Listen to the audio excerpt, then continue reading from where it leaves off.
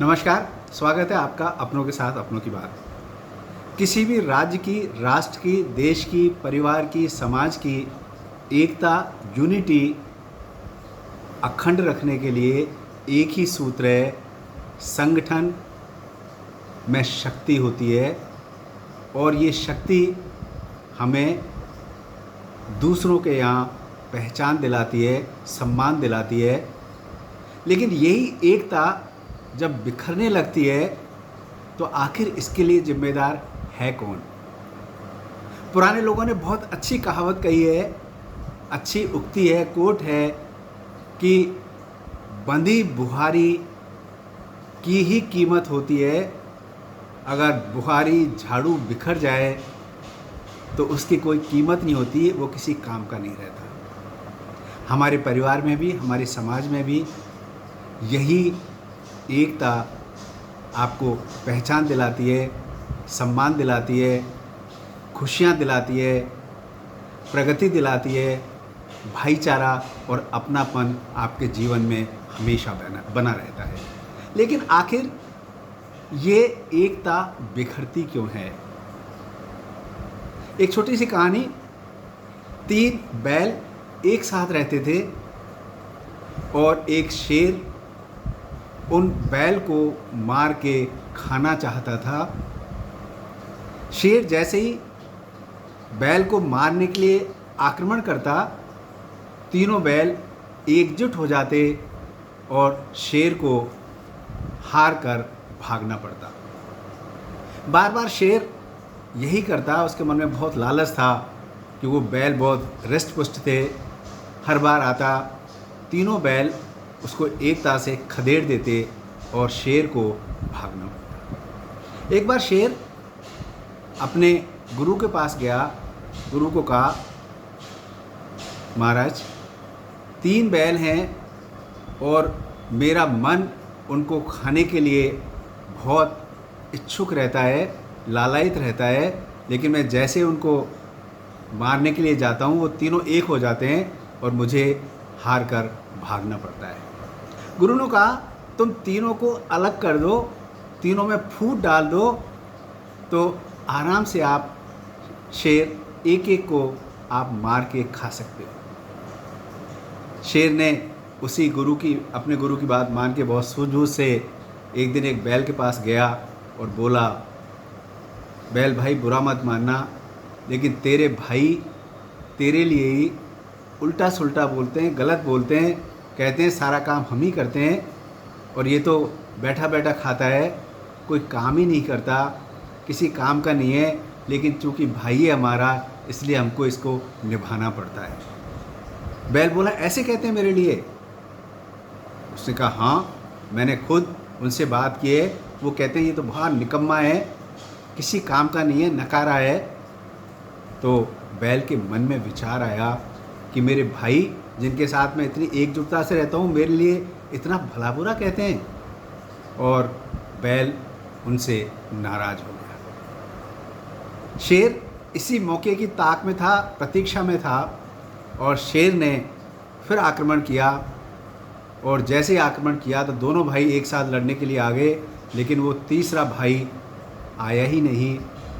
उसने कहा, मैं तुम्हारे लिए क्यों लड़ूं, तुम्हारे साथ क्यों लड़ूं, क्योंकि तुम तो मेरे लिए पता नहीं क्या भला बुरा कहते हो, मुझे निकम्मा नकारा कहते हो। और शेर ने उन दोनों में से एक भाई को मार दिया, मार के खा गया।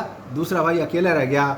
शेर ने फिर अटैक किया, वो दूसरे भाई को मार दिया, उसको भी खा गया। और आखिरकार जो बड़ा भाई जिसको शेर ने दोनों भाइयों के लिए भड़काया था, फूट डाली थी, उसको भी अंततः मार के खा गया।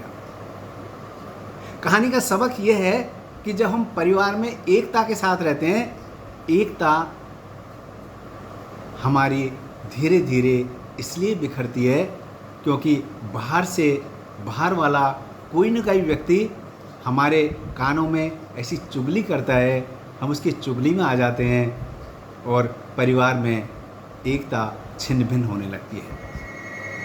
पुराने ज़माने का मुझे याद है, संयुक्त परिवार में भी याद है कि जब लड़की अपने ससुराल से विदा होके आती थी तो वो घर वाले उसको एक सीख देते थे, बेटा परिवार को एक सूत्र में बांध के रखना, झाड़ू के जैसे बांध के रखना, क्योंकि जीवन में सुख दुख धूप छाँव तो आती जाती रहती है।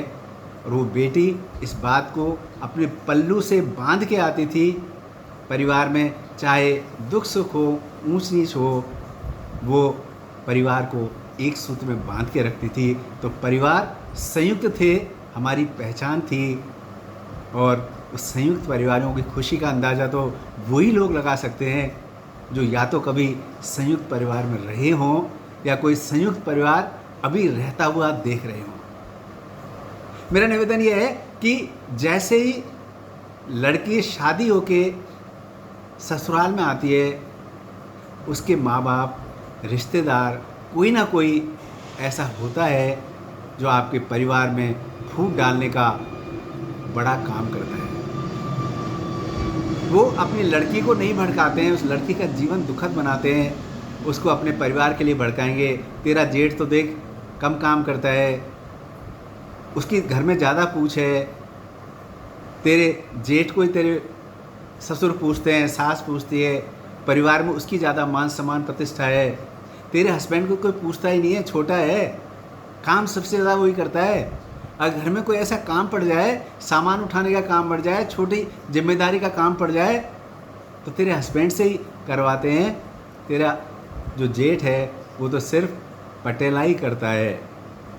और वो लड़की अपने घर वालों की, माँ बाप की, रिश्तेदारों की बात में आके वही बात अपने हस्बैंड को कहती है, अपने हस्बैंड को भड़काती है, चुगली करती है और चुगली में नमक मिर्च डाल के उस अपने हस्बैंड को ऐसा बना देती है कि वो धीरे धीरे अपने माँ बाप से, अपने भाई से, अपने भाइयों से, अपनी बहनों से अलग होने लगता है, अलग सोच रखने लगता है।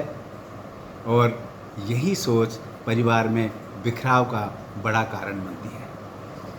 क्या आप अंदाज़ा लगा सकते हैं, बड़ा भाई जो पहले पैदा हुआ, निश्चित पहले पैदा हुआ, लेकिन उसने कमाना पहले शुरू किया, परिवार की जिम्मेदारी उठाना पहले शुरू किया।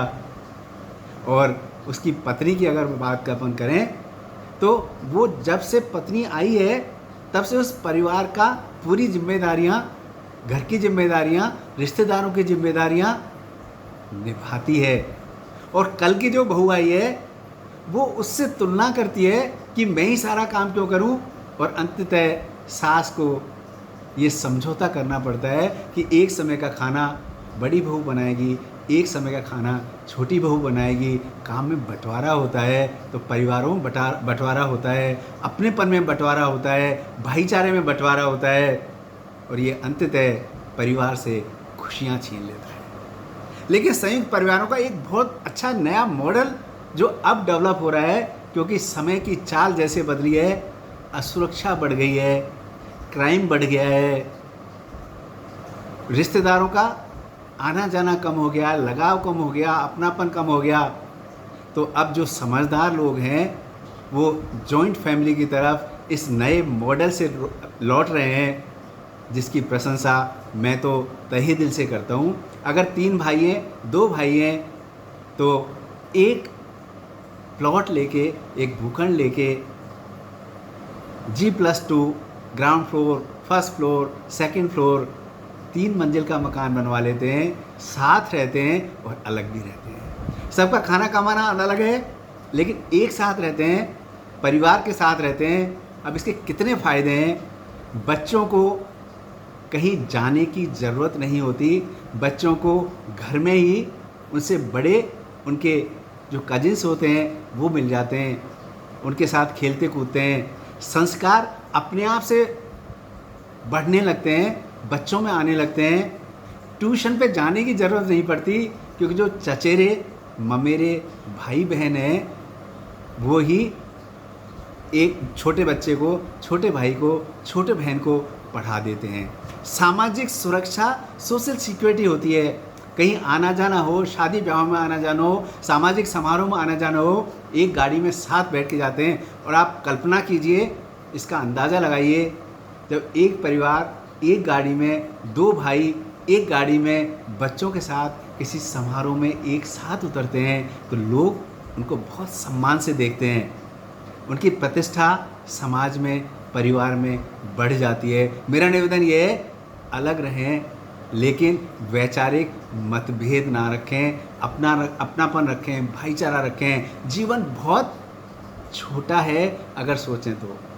खुशियाँ बहुत हैं लेकिन खुशियाँ आपके अंदर हैं, परिवार में हैं, आपके समाज में हैं, आपके अपनों में हैं, और उन खुशियों को आप खुद ही बढ़ा सकते हैं, खुशियों को कम कर सकते हैं। ये आपके हाथ की बात है, क्योंकि जब आप साथ रहेंगे, परिवार के साथ रहेंगे, संयुक्त परिवार के साथ रहेंगे, ये तुलना, होड़, कंपैरिजन परिवार में बिखराव के बहुत बड़े कारण हैं। जेठ ज़्यादा कमाता है, छोटा भाई देवर कम कमाता है, तो ये सीख, ये कम कमाता है, ये ज़्यादा कमाता है, हिस्सा तो बराबर होगा, सब कुछ बराबर मिल रहा है, खाना पीना एक जैसा है। अरे आप सोचिए तो सही, साथ रहने का जो आनंद है, जो खुशी है, वो पैसे से मिलती है क्या?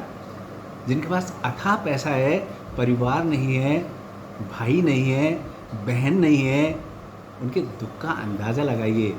इसलिए ये जीवन ईश्वर ने रिश्ते बनाए हैं, इन रिश्तों को एकता के साथ, अपनेपन के साथ, भाईचारे के साथ, प्रेम के साथ, लगाव के साथ, चाहे त्याग करना पड़े, समर्पण करना पड़े, साथ रहिए, एक सूत्र में रहिए, क्योंकि जीवन में खुशी, आनंद, सम्मान, प्रतिष्ठा आपको एकता से ही मिलती है, क्योंकि एकता में ही शक्ति है, एकता में ही खुशी है, एकता में ही अपनापन है, एकता में ही भाईचारा है।